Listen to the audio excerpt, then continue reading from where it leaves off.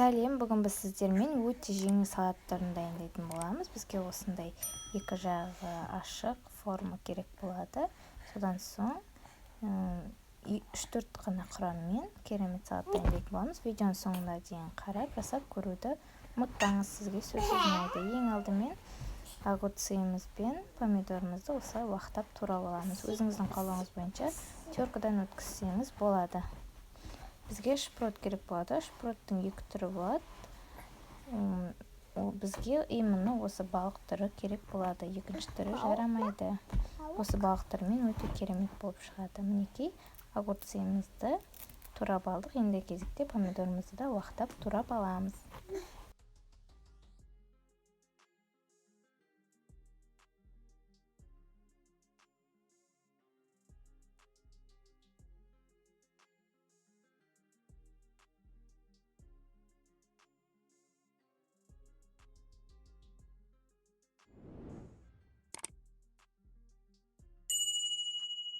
Балығымызды да уақтап турап алып, банағы ыдысымызға салатын боламыз. Барлығын кезек-кезегімен сала отырып, тұзымызды сеуіп, осылай картошкамызды, қалған құрамдарды теркадан өткізетін боламыз.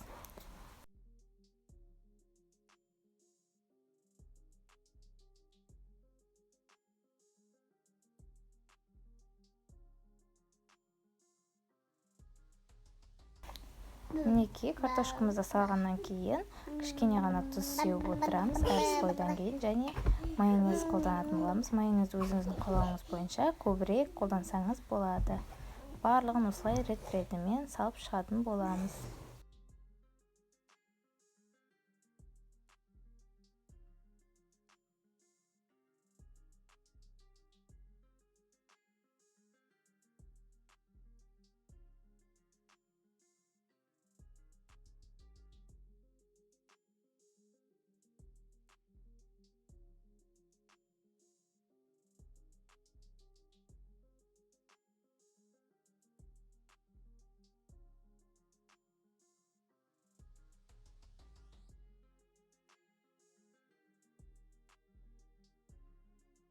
Осылай алыстақам аузына көп.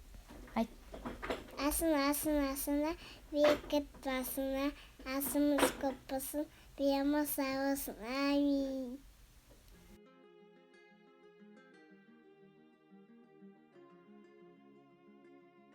Мінекей жұмыртқаның ағын ең бірінші теркадан өткізіп аламыз. Содан соң сарысын әсемдік үшін бетіне пайдаланатын боламыз.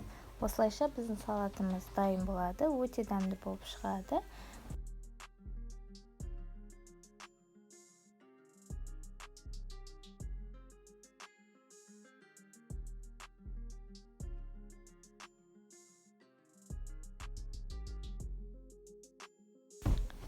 Мінекей салатымыз дайын болады. Содан соң бетіне тағы да тұз сеуіп жібереміз.